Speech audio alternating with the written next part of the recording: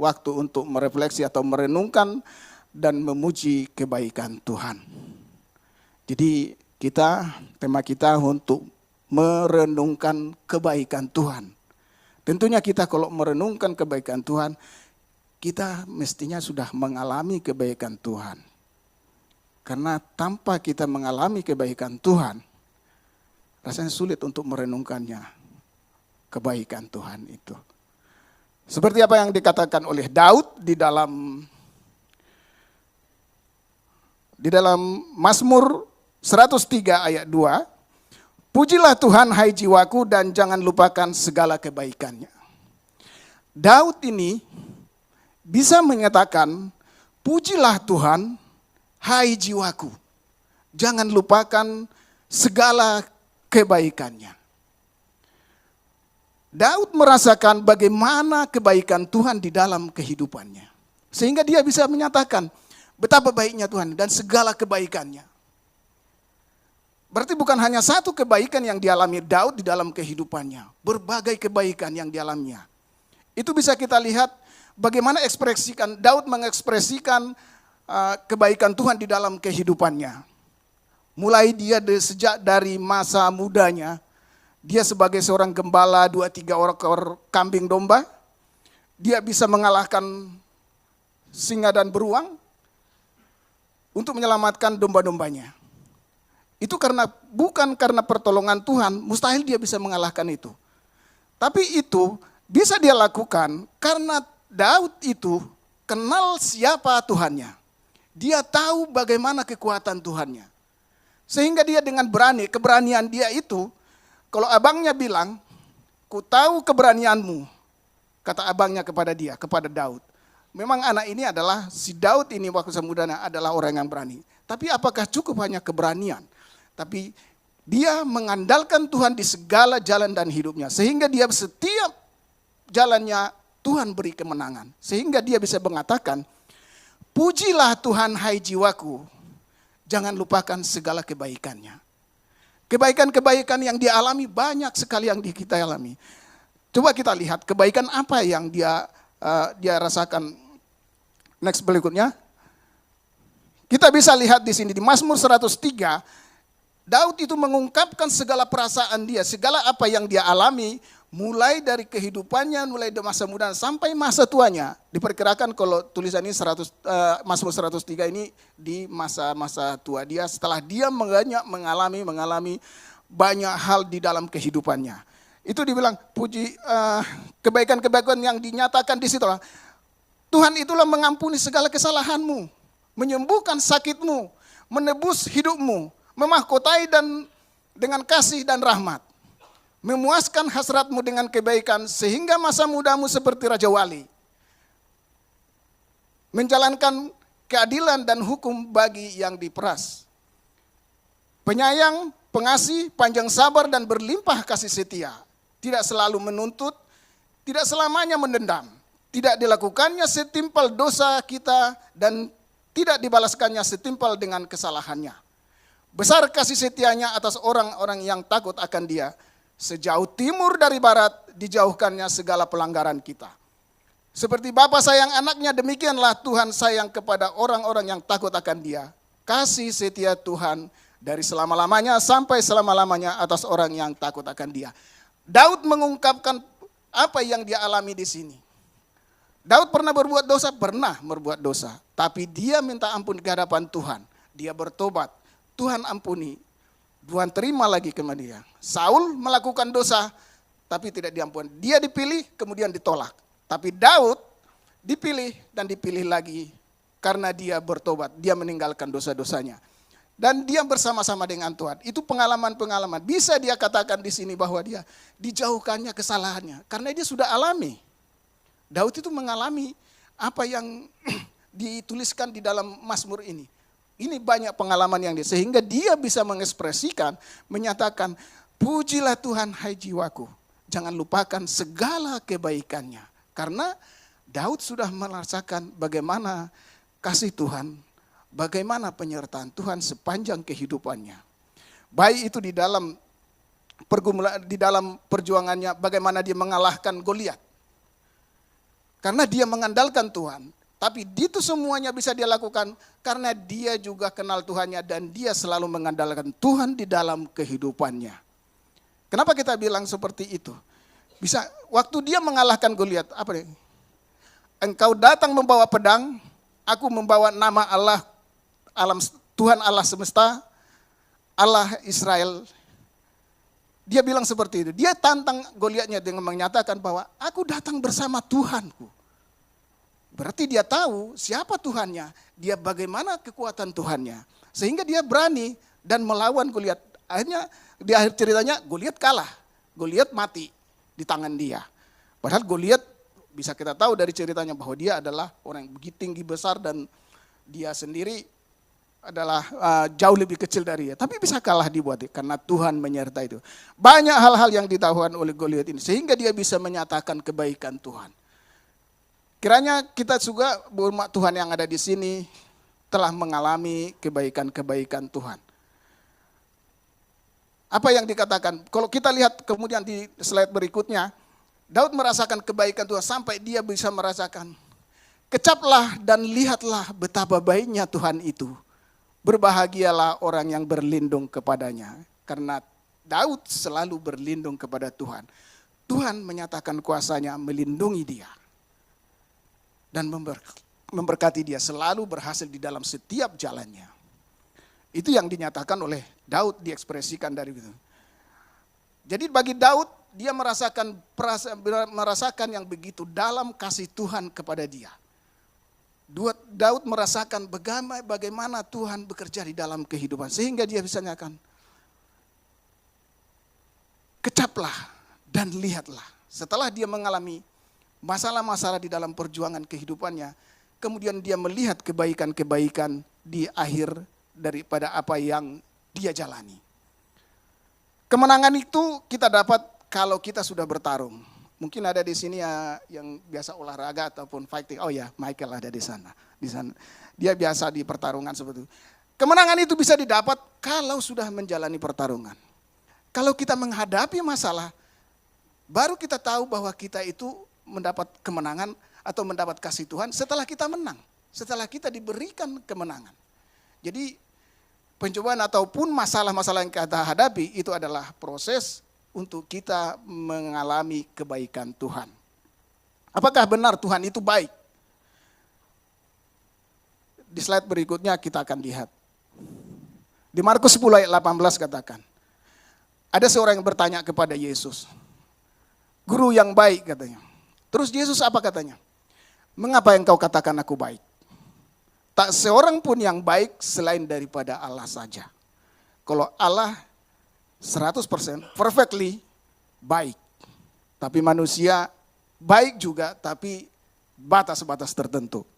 Kebaikan oleh manusia itu. Jadi hanya Tuhan yang baik, Allah yang baik, sempurna kebaikannya. Karena apa? Dia tidak mendendam, dia mengasihi, dia adil. Dia melakukan yang baik, dia mengasihi kita. Kita datang kepada dia mengampuni dosa kita, dia menerima kita. Itu kebaikannya. Kalau manusia mungkin salah, temannya salah, mungkin nggak dicakapin lagi tuh. Beberapa hari ini atau 2 hari atau bahkan mungkin selamanya. Tapi Tuhan tidak seperti itu. Siapa yang datang kepada dia, dia akan terima. Kemudian bagi kita untuk merenungkan kebaikan Tuhan. Bagaimana kita merenungkan kebaikan Tuhan itu?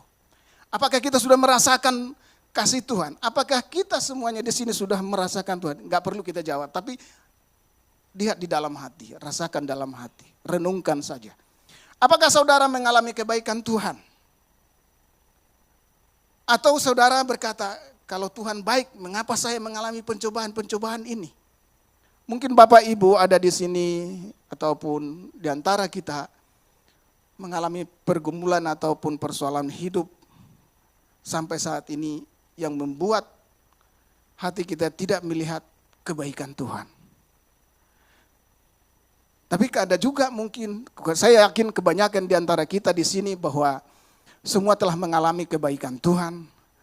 Dan itu akan mudah mengatakan Tuhan itu baik. Tuhan itu baik. Karena apa? Kita tidak mengalami kesulitan. Tapi bagi orang yang mengalami kesulitan dan mungkin masalah itu belum selesai sampai sekarang, itu artinya sedang mengalami padang gurun, hidup di masa padang gurun. Bagaimana di mana? Mungkin ada yang belum bisa mengatakan Tuhan itu baik. Namun kita Tuhan, kalau kita lihat dari awalnya bahwa Tuhan itu baik, pasti Tuhan itu baik. Manusia yang belum tentu baik, tapi kalau Tuhan baik.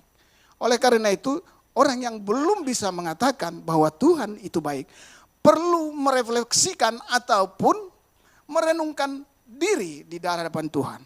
Kalau tadi kita, karena Daud merenungkan kebaikan Tuhan, bisa merefleksikan kebaikan Tuhan, karena dia sudah mengalami kebaikan Tuhan. Bagaimana kalau kita belum bisa menyatakan bahwa Tuhan itu baik? Kita perlu merefleksikan diri di hadapan Tuhan. Dan kita perlu merenungkan di mana kebaikan Tuhan itu. Coba kita lihat yang berikutnya.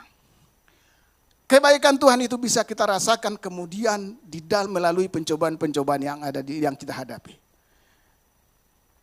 Tahu seperti tadi, kalau Tuhan belum memberikan, kalau berikan suatu pencobaan kepada kita, berikan masalah, kita menghadapi masalah. Apakah Tuhan itu baik? Atau apakah Tuhan itu tidak baik? Baik tidak baik keadaan kita, Tuhan tetap baik. Amin saudara. Amin. Baik tidak baik keadaan kita, bahwa Tuhan itu tetap baik. Yesus Kristus telah bilang tadi, hanya Allah saja yang baik. Kalau dia tetap baik, manusia belum tentu baik. Kemudian kita lihat lagi di ini. Merenungkan jika sampai saat kita belum melalui musim hidup kita, apakah karena kekuatan dan kemampuan kita ada sekarang. Coba kita renungkan dari hal kecil saja. Kalau kita belum bisa merasakan kebaikan Tuhan, coba kita lihat dulu dari hal-hal yang kecil di dalam perjalanan kehidupan kita. Kita bisa ada di sini sekarang karena kekuatan kita apa? Anugerah Tuhan.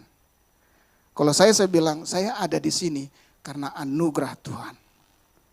Karena banyak orang yang belum merasakan bisa seperti kita datang ke tempat ini.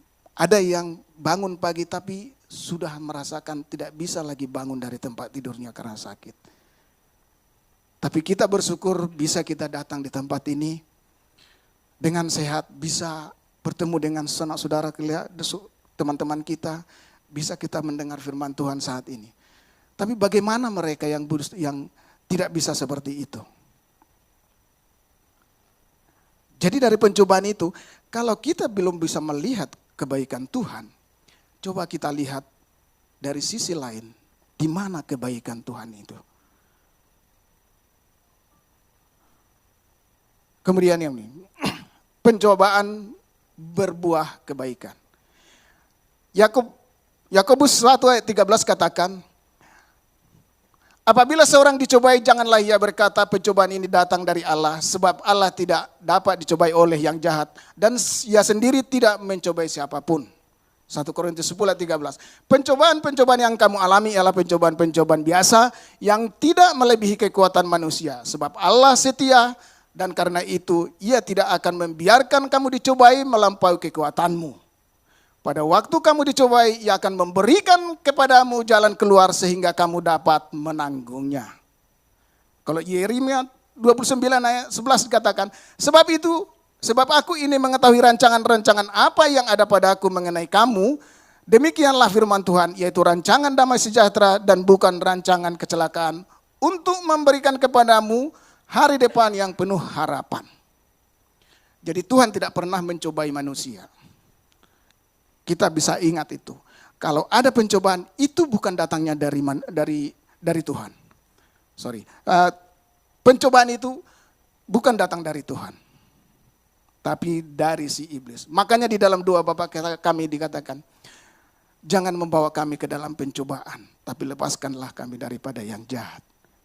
Karena pencobaan itu datangnya dari iblis, bukan dari Allah. Tapi Allah bisa izinkan pencobaan itu terjadi kepada kita, supaya kita di akhirnya nanti bisa melihat bahwa Tuhan itu baik kepada kita. Itu bisa terjadi, pencobaan ataupun masalah itu bisa terjadi kepada kita. Tapi Tuhan tidak akan memberikan masalah kepada kita. Kalau Tuhan mau memberikan masalah, kenapa dia utus anaknya yang satu itu untuk menebus kita? Kenapa dia harus mengorbankan anaknya? Kalau dia nggak sayang kepada kita, kalau dia mau memberikan yang tidak baik. Tapi iblislah yang mencobai manusia. Tapi Tuhan tidak mencobai manusia. Tuhan tidak pernah mencobai manusia. Firman-Nya berkata seperti demikian. Itu bisa kita lihat dari kehidupan Ayub. Perhatikan kehidupan Ayub di sini. Iblis dapat mencobai Ayub hanya karena diizinkan Tuhan dalam batas-batas tertentu. Namun Tuhan tidak mengizinkan iblis mengulurkan tangannya terhadap diri Ayub. Mari kita lihat kisah Ayub.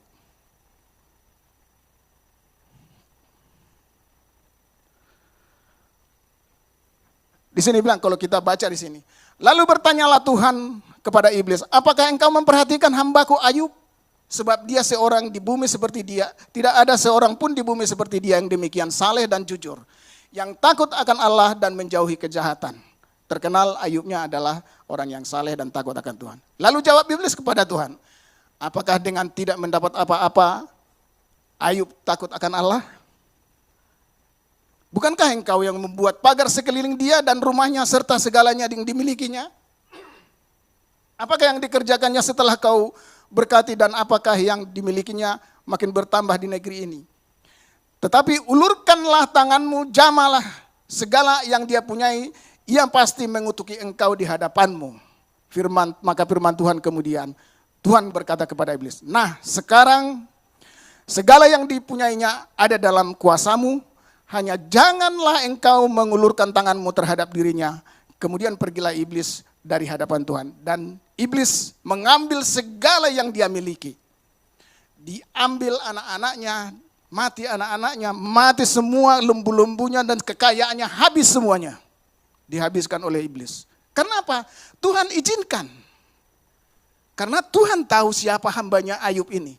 Tuhan izinkan itu. Tapi dia bilang, jangan engkau mengulurkan tanganmu terhadap dirinya. Yang diambil apa? Hanya kekayaannya. Diambil semuanya. Anak-anaknya mati. Tapi apakah Ayub melakukan dosa? Dia tidak melakukan dosa. Yang berikutnya. Ya, Ayub tetap bersyukur walau segala harta miliknya habis. Habis semua miliknya. Tapi dia bilang, dengan telanjang aku keluar dari kandungan ibuku, dengan telanjang juga aku akan kembali ke dalamnya.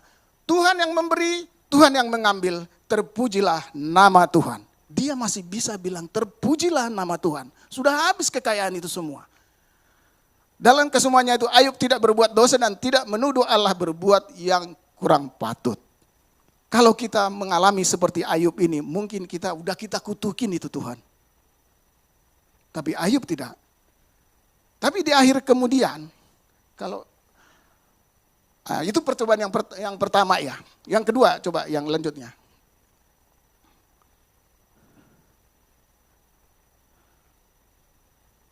Oke. Yang kedua, setelah diambil hartanya semua, iblis mencobai dia lagi. Datang iblis kepada Tuhan. Apa dia bilang?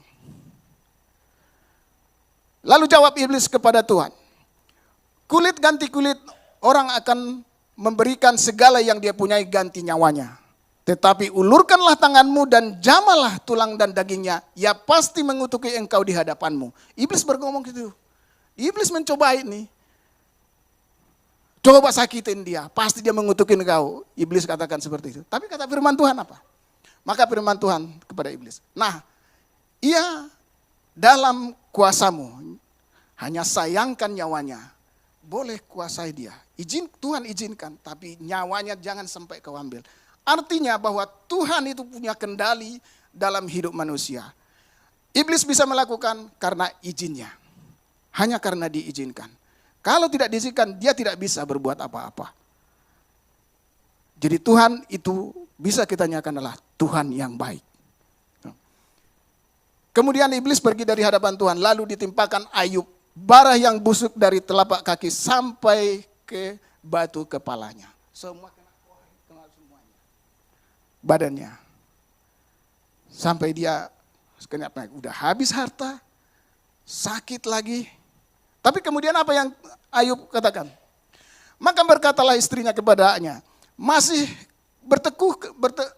masih bertekunkah engkau dalam kesalehanmu? Kutukilah Allahmu dan matilah. Istrinya ngomong seperti itu. Istrinya loh yang ngomong itu. Tetapi jawab Ayub kepadanya, engkau berbicara seperti perempuan gila. Apakah kita mau menerima yang baik dari Allah, tetapi tidak mau menerima yang buruk? Hanya yang baikkah yang kita terima, kalau yang buruk enggak.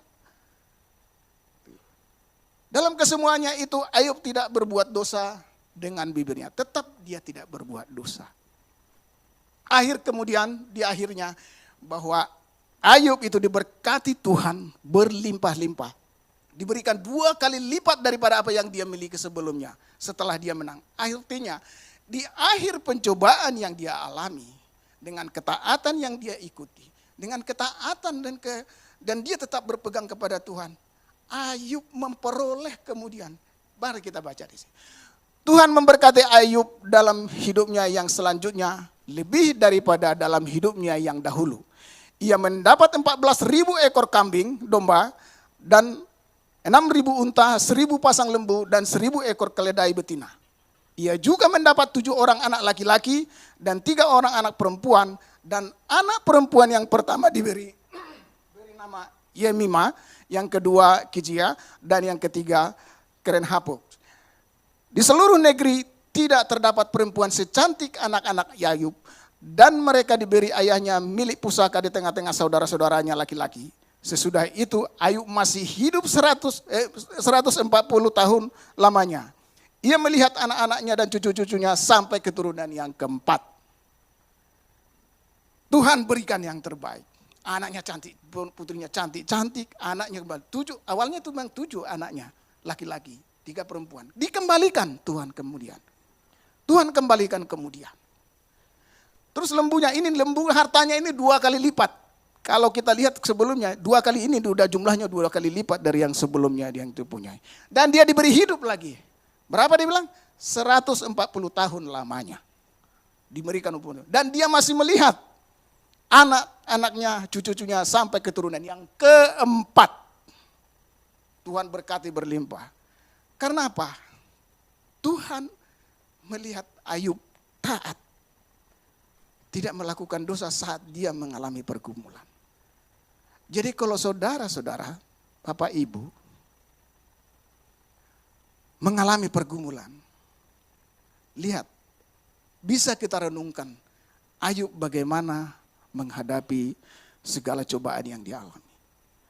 Tuhan memberikan ketaatan, kesetiaan kita, jangan lari dari cobaan itu. Supaya apa rencana Tuhan, kehendak Tuhan itu terjadi. Kalau Ayub tidak setia. Kalau Ayubnya lari gitu, terus mengutuki Allah, meninggalkan Tuhan. Udah, dapat enggak dia ini? Pasti enggak dapat. Tapi karena kesetiaan dia, karena dia taat, dia selalu mengingat bahwa Tuhan itu, dia tahu Tuhan itu baik. Dia tetap, walaupun karena dia bilang Tuhan yang memberi, Tuhan yang mengambil. Ya diambil gak apa-apa. Karena itu juga duduknya asalnya dari Tuhan. Jadi kalau Bapak Ibu, kita semua jemaat Tuhan yang kasih, mengalami pergumulan, coba kita lihat dari sisi lain, pergumulan yang kita alamin itu akan membuat kita melihat kebaikan Tuhan di akhirnya nanti. Maka jangan lari dari pencobaan itu, tapi hadapi dengan baik. Coba kita lihat bagaimana yang kemudian bagaimana menghadapi pencobaan itu. Mungkin di slide berikutnya Pak Agus. Oke. Menghadapi persoalan atau musim hidup padang gurun. Kalau cobaan itu bisa digambarkan adalah padang gurun. Kita sedang ada di padang gurun. Karena padang gurun itu artinya sangat sulit keadaan. Air enggak ada, cuaca kering, keadaannya gersang, seolah-olah tiada kehidupan. Binatang buas ada, ular buas ada. Sama seperti orang Israel waktu berangkat dari Mesir ke tanah Kanaan dipimpin oleh Tuhan. Itu salah satu contoh bisa kita belajar bagaimana perjalanan orang Israel dari Mesir dituntun Tuhan masuk ke tanah perjanjian itu. Itu bisa kita lihat, jadi Kalau kita mengalami pergumulan, coba kita baca firman Tuhan mengenai sejarah Israel, bagaimana Israel itu dibawa Tuhan dari Mesir masuk ke tanah Kanaan. Bagaimana pemberontakannya umat itu sehingga Tuhan marah, bagaimana ketaatan mereka sehingga Tuhan berkati, Tuhan tuntun. Itu bisa sebagai referensi kita untuk melihat, supaya bisa kita melihat bahwa Tuhan itu baik. Oke, yang pertama dulu Pak, sebelumnya. Wait dulu, oke.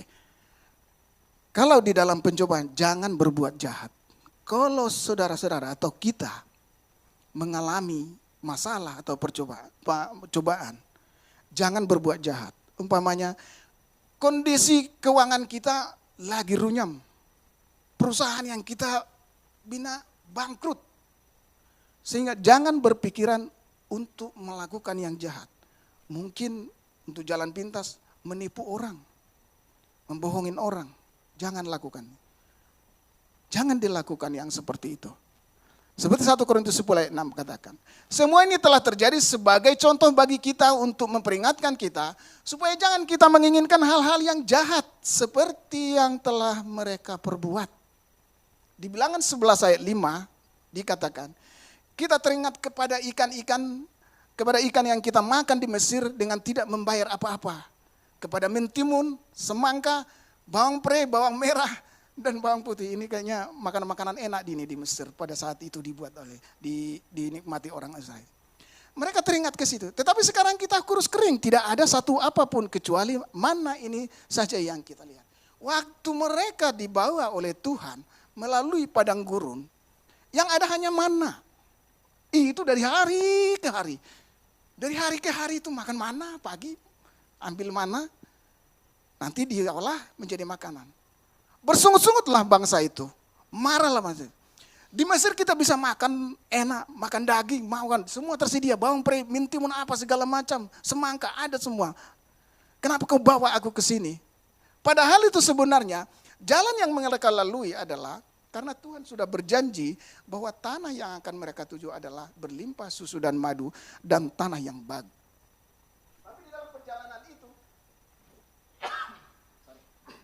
Di dalam perjalanan mereka, Tuhan izinkan itu terjadi, cobaan itu. Untuk mendidik mereka sebenarnya ujung-ujungnya. Tapi orang Israel itu bersungut-sungut, maka jangan dilakukan. Dan itu jahat di mata Tuhan. Persungut-sungutan itu jahat di mata Tuhan. Menuntut, sudah diberikan makan. Itu tidak kekurangan. Dia tidak tahu, padahal banyak mujizat sudah Tuhan lakukan saat mereka berangkat dari Mesir untuk dilihat oleh bangsa itu. Bahwa Tuhan punya kuasa melakukan apa saja yang baik bagi mereka. Tapi bangsa yang tegar tengkuk itu tetap melihat bahwa perjalanan itu adalah jalan kematian. Dia tidak melihat apa yang dijanjikan oleh Tuhan, lupa dia. Itu. Jadi jangan melakukan, dalam menjalani segala macam pencobaan, jangan melakukan yang jahat. Supaya apa rencana Tuhan itu terjadi dalam kehidupan kita. Kemudian yang berikutnya. Yang kedua, jangan berpaling dari Tuhan, tetap setia. 1 Korintus 10 ayat 7 katakan, dan supaya jangan kita menjadi penyembah-penyembah berhala, sama seperti beberapa orang dari mereka, seperti ada tertulis, maka duduklah bangsa itu untuk makan dan minum, kemudian bangunlah mereka dan bersukaria. Kemudian di Keluaran 32 ayat 1 katakan, ketika bangsa itu melihat bahwa Musa mengundur-undur turun dari gunung itu, maka berkumpullah mereka mengerumuni Harun dan berkata kepadanya, mari buatlah untuk kami Allah yang akan berjalan di depan kami, sebab Musa ini orang yang telah memimpin kami keluar dari tanah Mesir, kami tidak tahu apa yang terjadi dengan dia. Karena terlambat Musa turun dari Gunung Sinai, terlambat datang. Sampai 40 hari dia di atas. Gak sabar melihatnya. Akhirnya bilang, bikinlah Allah lain kepada kami. Itu perkataan itu yang diminta oleh bangsa Israel itu. Dia lari kepada Allah lain. Padahal Tuhan sudah menuntun mereka. Tuhan mengutus Musa itu untuk berbicara kepada dia. Tapi bangsa itu lari kepada yang lain.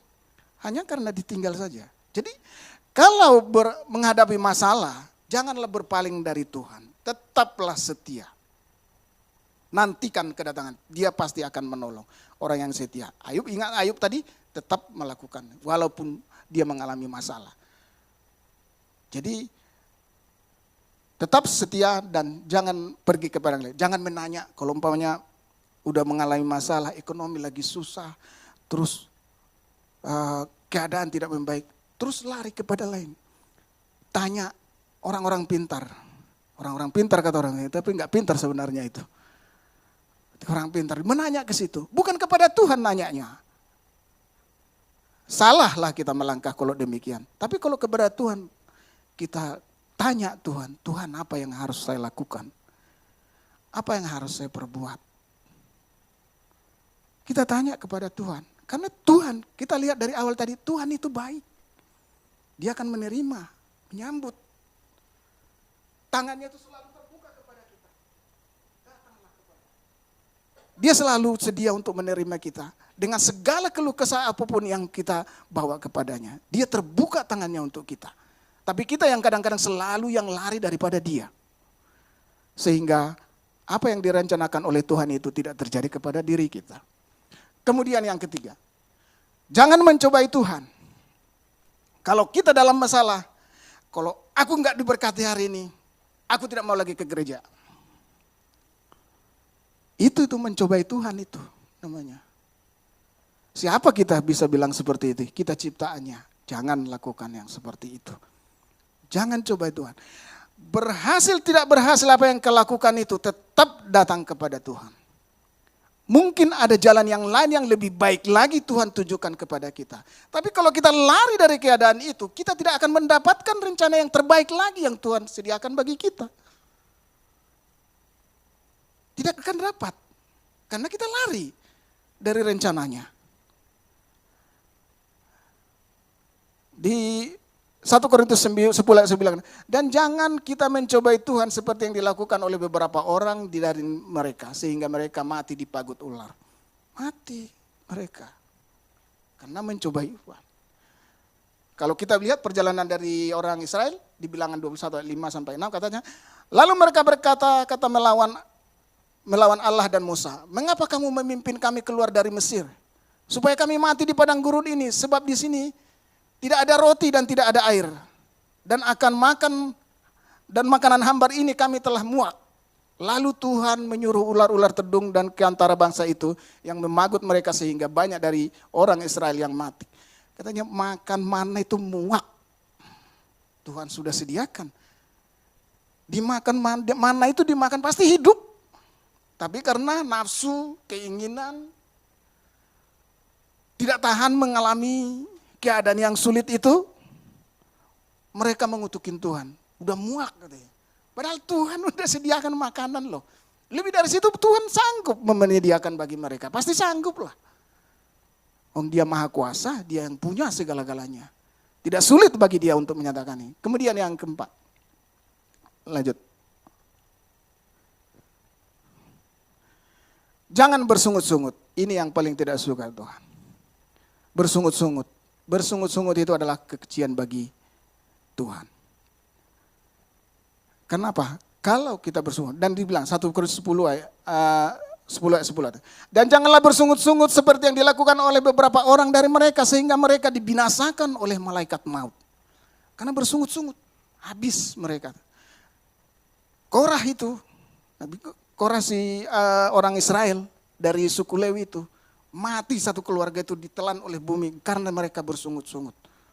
Dan kemudian juga orang Israel yang mengikuti mereka itu dihabisi. Coba di yang berikutnya, biar kita lihat yang berikutnya ini. Bilangan 16 ayat 41-49. Tetapi pada keesokan harinya bersungut-sungutlah segenap umat Israel kepada Musa dan Harun. Kata mereka, kamu telah membunuh umat Tuhan. Setelah Bani Korah itu mati dihukum karena melawan Tuhan melalui Harun dan melalui Musa. Dia melawan Musa. Musa yang sudah diutus Tuhan. Kemudian di 4:4 katakan, maka berfirmanlah Tuhan kepada Musa, Pergilah dari tengah-tengah umat ini supaya kuhancurkan mereka dalam sekejap mata. Lalu sujudlah mereka. Berkatalah Musa kepada Harun, ambillah pembaraan, bubuhlah api ke dalamnya dari atas mezbah dan taruhlah ukupan dan pergilah dengan segera kepada umat itu dan adakanlah pendamaian bagi mereka sebab murka Tuhan telah berkobar-kobar dan tulah sedang mulai.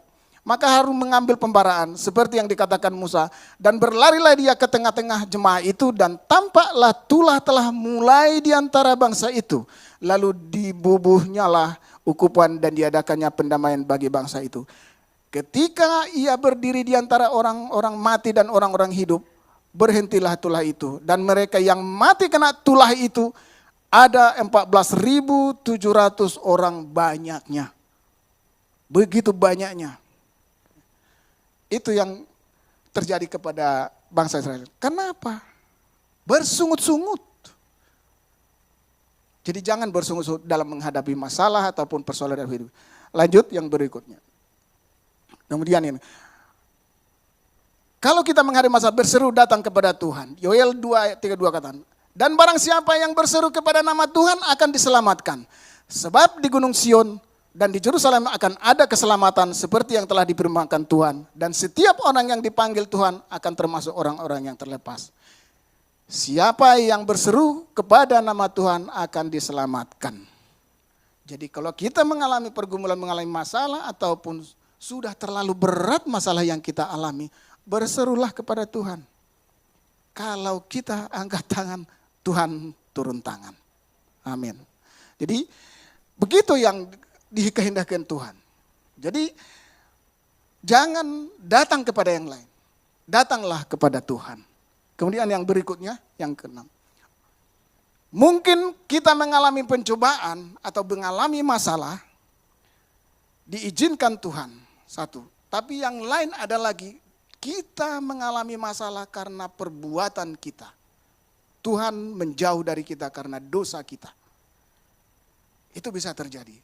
Maka kita bertobatlah, jangan menyimpan dosa di dalam dirimu. Tuhan tidak suka itu. Sebab beginilah firman Tuhan Allah yang Maha Kudus, Allah Israel. Dengan bertobat dan tinggal di dalam diam kamu, dengan bertobat dan tinggal diam, kamu akan diselamatkan.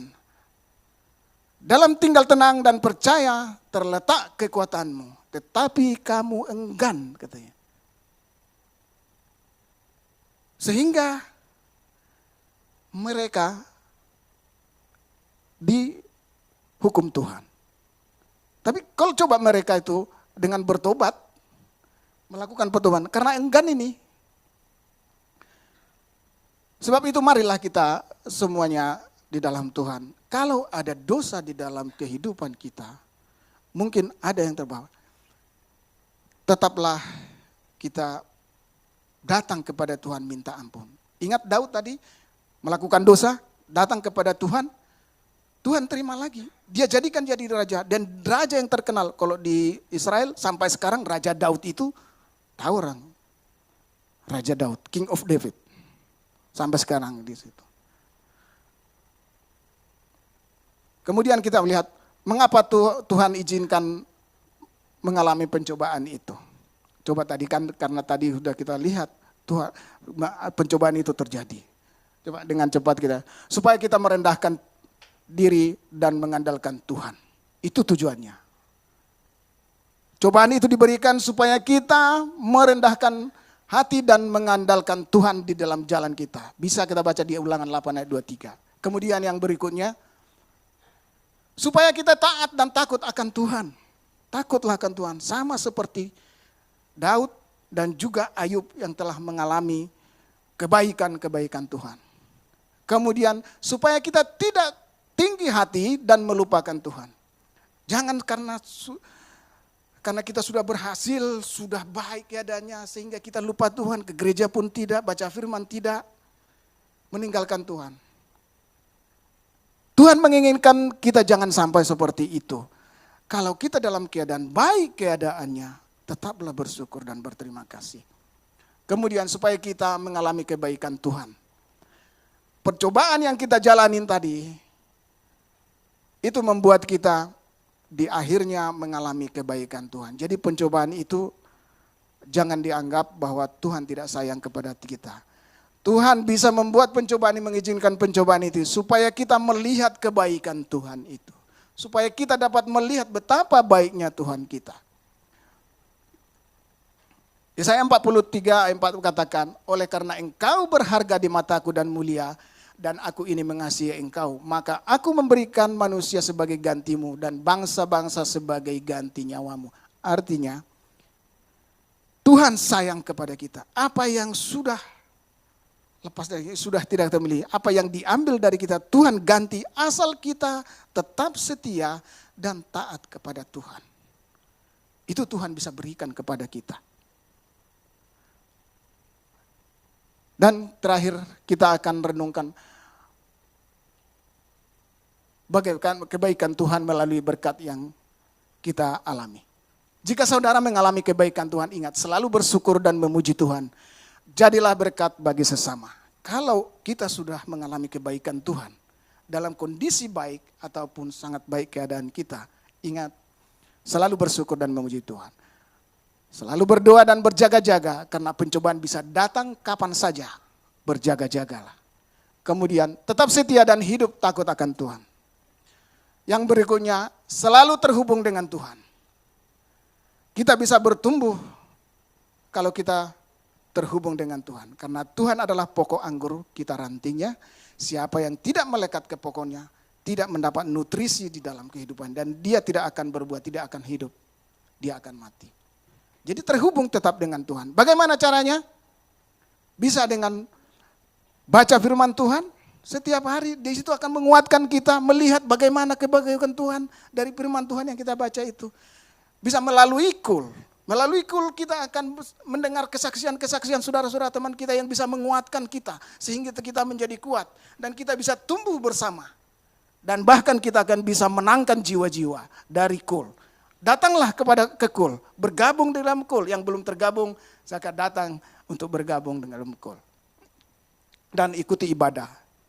Dari situ kita dapat makanan-makanan rohani yang baik. Kemudian yang berikutnya, bersyukurlah dalam segala hal. Apabila kita belum masih mengalami pencobaan atau musim hidup di padang gurun, masalah itu masih ada. Sehingga menutup mata kita tidak melihat kebaikan Tuhan itu. Lakukanlah, jangan bersungut-sungut, datanglah merendahkan hati pada Tuhan. Jangan lakukan bersungut-sungut. Jangan menyerah, pencobaan tidak melebihi kekuatanmu. Tuhan sudah bilang bahwa pencobaan itu tidak akan melebihi kekuatanmu. Tetap mengerjakan, jangan menyerah. Tapi andalkan Tuhan. Jangan andalkan kekuatanmu. Buka hati kepada Tuhan, jangan hanya fokus kepada masalahmu supaya dapat melihat kebaikan Tuhan. Kalau kita begini, yang lain tidak akan kita bisa lihat. Kalau tangan kita melihat ke mata kita begini, yang lain nggak bisa kita lihat. Sama, kalau masalah kita aja yang kita pikirkan di situ, kebaikan yang lain nggak bisa kita lihat lagi. Jadi dari situ kita belajar, jangan fokus di situ. Karena ada Tuhan baik, Tuhan menyediakan yang baik. Di sisi lain masih ada yang baik Tuhan sediakan. Kemudian, minta kekuatan dan tuntunan Roh Kudus. Tentunya kita berjalan dengan tuntunan Roh Kudus supaya kita dapat hikmat dari Tuhan. Dan ingat masa padang gurun itu masa proses pembentukan kita untuk menerima kebaikan Tuhan. Seperti tadi yang kita lihat, kita dengar. Masa padang gurun, masa pencobaan itu adalah proses supaya kita nanti untuk bisa menerima kebaikan Tuhan itu. Karena di ujung dari segala masalah itu ada kebaikan Tuhan. Kemudian tetaplah setia dan datang mendekat kepada Tuhan melalui baca firman Tuhan, komunitas kul dan persekutuan. Tetap tergabung di dalam kul supaya asupan rohani kita bisa bertumbuh. Karena di dalam kul itu kita akan dikuatkan dengan banyak kesaksian teman-teman yang bisa menguatkan kita. Dari kesaksian teman-teman, saudara-saudara yang telah mengalami kebaikan Tuhan, itu akan menguatkan kita. Itu membuat kita terhubung dengan Tuhan. Ditambah lagi kita baca firman Tuhan, sehingga dan kita minta kekuatan Roh Kudus, Tuhan akan bekerja semakin hari semakin kita intim dengan Tuhan.